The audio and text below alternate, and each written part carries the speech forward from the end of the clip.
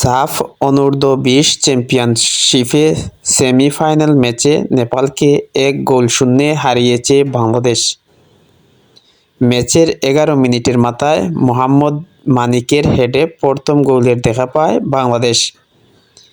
ম্যাচের শুরুতে একের পর এক অ্যাটাক করতে থাকে বাংলাদেশ।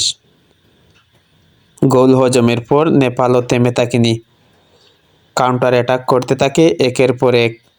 সমতায় ফিরতে মরিয়া হয়ে পড়ে নেপাল, তবে শেষমেশ গোলের দেখা পায়নি নেপাল।